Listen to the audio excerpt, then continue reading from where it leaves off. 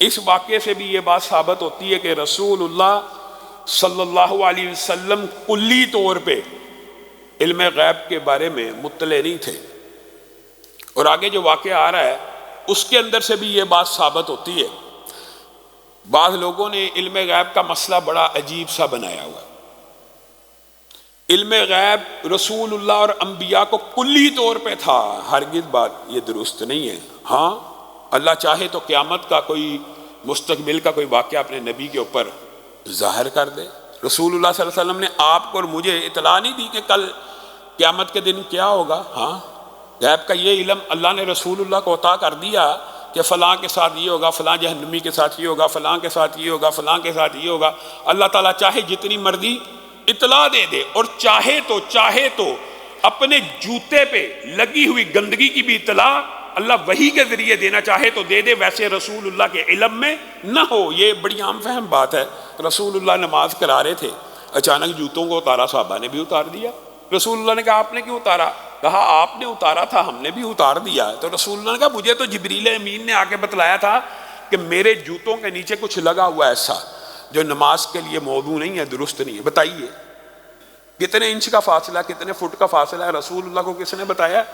آسمان سے جبریل نے۔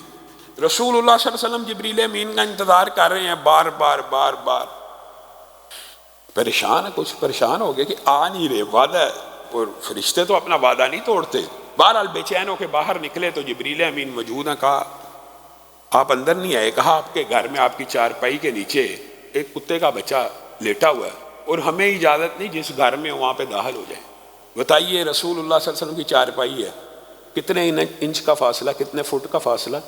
رسول اللہ صلی اللہ علیہ وسلم کے علم میں یہ بات نہ آئی۔ جب اللہ نہ چاہے تو نہیں آئی، اور جب اگر لو کنت عالم الغیب لاستکثرت من الخیر، اللہ کے رسول قرآن پاک میں یہ بات اللہ نے رسول اللہ کو حکم دیا کہہ دو، اگر مجھے غیب کا علم ہوتا تو میری زندگی میں کبھی کوئی تکلیف ہی نہ آتی، دندان مبارک شہید ہی نہ ہوتے، رسول اللہ صلی اللہ علیہ وسلم کو کوئی نقصان ہی نہ پہنچتا، رسول اللہ صلی اللہ علیہ وسلم کو طائف میں جو اذیتیں دی گئیں نہ پہنچتی، رسول اللہ کو قریش مکہ نے جو تکلیفیں دی نہ پہنچتی۔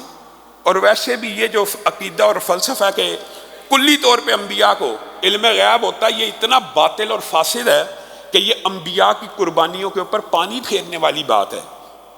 ابراہیم ان کو پتہ ہے میرے بیٹے اسماعیل کے گردن کے اوپر میں نے چھری کو چلانا چلنی نہیں ہے، بکرے نے آ جانا ہے، مینڈے نے آ جانا ہے۔ مجھے بتائیے ابراہیم نے پھر کیا قربانی دی؟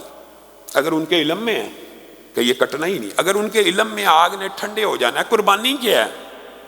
گویا یہ انبیاء کی قربانیوں کے اوپر۔ ہاں یہ بات ہمارا عقیدہ ہے، اللہ چاہے تو نبی کے اوپر وحی کا سلسلہ جاری رہتا ہے، جب چاہے اطلاع کر دے۔ رسول اللہ کو ایک مرتبہ ایک غزوے میں آگے آئے گا واقعہ، ایک غزوے میں رسول اللہ صلی اللہ علیہ وسلم امی عائشہ کا ہار ڈھونڈ رہے ہیں۔ امی عائشہ نے کہا میں نے ہار کے بغیر نہیں جانا، بریرہ کا ہے، میں اس سے ادھار لے کے آئی ہوں، میں نے اس کو واپس کرنا۔ رسول اللہ صلی اللہ علیہ وسلم نے حکم دے دیا ڈھونڈو ڈھونڈو ڈھونڈو، نہ ملا۔ اگر علم تھا تو ڈھونڈا کیوں؟ اور جب اونٹ اٹھا، اونٹ کی گردن کے نیچے چند انچ کے فاصلے کے اوپر ہار پڑا ہے، اللہ نہ چاہے رسول اللہ کو بھی علم نہ ہو سکے، اور اگر اللہ چاہے تو بدر کے میدان میں نے آپ کے سامنے یہ بات کو رکھا تھا، کل فلاں جگہ فلاں کافر گرا ہوگا، کل فلاں جگہ فلاں کافر مرا پڑا ہوگا، کل فلاں جگہ فلاں کافر کی گردن کٹی ہوگی۔ اور حضرت عمر کہتے ہیں اللہ کی قسم جس جگہ کی رسول اللہ نے نشاندہی کی تھی اس جگہ پہ وہ کافر گرا پڑا تھا ایک دن پہلے۔ اللہ چاہے وحی کے ذریعے نبی کو جو مرضی بتلا دے، لیکن آپ نے یہ عقیدہ کیسے گاڑ لیا کہ کلی طور پہ، اور پھر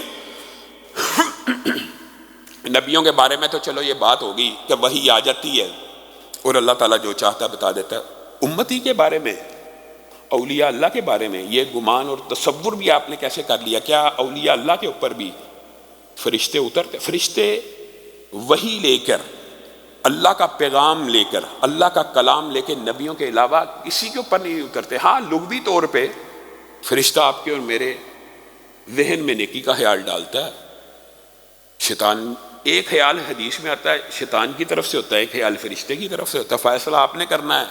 جو نیکی کا وہ فرشتے کی طرف سے ہے، جو شریعت سے دور لے کے جا رہا ہے وہ شیطان کی طرف۔ یہ خیالات ڈالنا اور بات ہے، لیکن کیا فرشتے امتیوں کے اوپر اور دیگر جو اطمینان قلب کی روایات ہے یا آیات ہیں، فرشتے نازل ہوتے ہیں مومنوں کے دلوں کے اوپر سکینت نازل کرنے کے لیے، اطمینان نازل کرنے کے لیے، ان کو استقامت عطا کرنے کے لیے، ان کے ساتھ جنگوں میں جہاد میں شریک ہونے کے لیے۔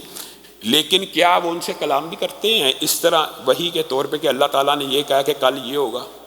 یہ سب سے برا عقیدہ ہے۔ یہ ایسے ہی ہے کہ جو اللہ کے اوپر کوئی بندہ جھوٹ باندھے، اور یہ ایسے ہی ہے جیسے کوئی شخص دعوی نبوت کرے۔ صحابہ سے، صحابیات سے یہ بات ثابت ہے کہ رسول اللہ صلی اللہ علیہ وسلم جب دنیا سے چلے گئے، حضرت فاطمہ ام ایمن وغیرہ کی روایات صحیح سند سے موجود ہیں، انہوں نے کہا تھا ایک غم تو یہ ہے کہ رسول اللہ دنیا سے چلے گئے ہیں، دوسرا غم یہ اب قیامت تک جبریل امین کس کے اوپر وحی لے کے آئے گا؟ گویا وحی کا سلسلہ بھی ختم ہو گیا۔ وہ والی وحی جو اللہ کا پیغام، آپ کہتے ہیں نہیں جی فرشتہ ہمارے اوپر بھی آتا ہے، ہمیں بھی آ کے بتلاتا ہے، ہمارے معاشرے میں ایسے ایسے ولایت کا دعویٰ کرنے والے موجود ہیں، معاذ اللہ، جو کہتے ہیں کہ میرے پاس جبریل بھی آتے ہیں اور میکائیل بھی آتے ہیں، ہمارا علاج انہوں نے کیا، ہمارا آپریشن جناب انہوں نے کیا۔ ایک بندے نے تو ایسا دعویٰ بھی کر دیا تھا، وہ معاذ اللہ میرے خادم ہیں، جلیل القدر رسول اور پیغمبروں کے بارے میں ہمارے معاشرے میں یہ عقیدہ پایا جاتا ہے۔ اور جو بندہ ولایت کا دعویٰ کر رہا ہے، یہ بھی یاد رکھیں وہ کبھی ولی نہیں ہو سکتا، کیونکہ ولایت کوئی منصب نبوت جیسا نہیں ہے کہ جس کا دعویٰ کیا جائے، جس کا اظہار کیا جائے، جس کی طرف بلایا جائے۔ نبی کا تو یہ ڈیوٹی ہے، اس کی ذمہ داری ہے کہ وہ نبوت کا اعلان کرے اور لوگوں کو اپنے پیچھے چلائے سنت کے اوپر اللہ کے ساتھ ملانے کے لیے۔ ولی کی یہ ڈیوٹی نہیں ہے کہ وہ لوگوں کو کہے میرے پہ ایمان لے کے میں ولی ہوں۔ اچھا جی آپ ولی ہیں، آپ کوئی کرامت دکھائیں تو وہ کوئی شعبدہ بازی، جادوگری، کہانت دکھا کے لوگوں کو، جو بندہ خود کو ولی کلیم کرے کہ جی میں ولی اللہ ہوں، میرے پر ایمان لے کے آئے، پہلی بات یہی سب سے بڑی نشانی ہے۔ علماء اور محدثین نے لکھ دیا کہ وہ بندہ بے ایمان ہے، وہ ولی نہیں ہو سکتا۔ اور پھر جو آگ کے اوپر چل رہا ہے، پانی کے اوپر چلنے کے دعوے، ہوا میں اڑنے کے دعوے کرے، وہ کبھی ولی نہیں ہو سکتا، وہ جادوگر تو ہو سکتا ہے۔ ہاں اسی خطبے میں آپ کے سامنے کرامت اولیاء کا ذکر کیا ہے۔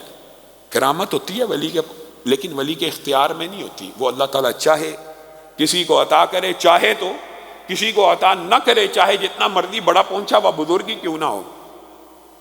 تو گویا یہ بات بھی سمجھ لینی چاہیے کہ یہ جو علم غیب کا عقیدہ ہے، یہ ہر نبی کلی طور پہ عالم الغیب نہیں ہوتا۔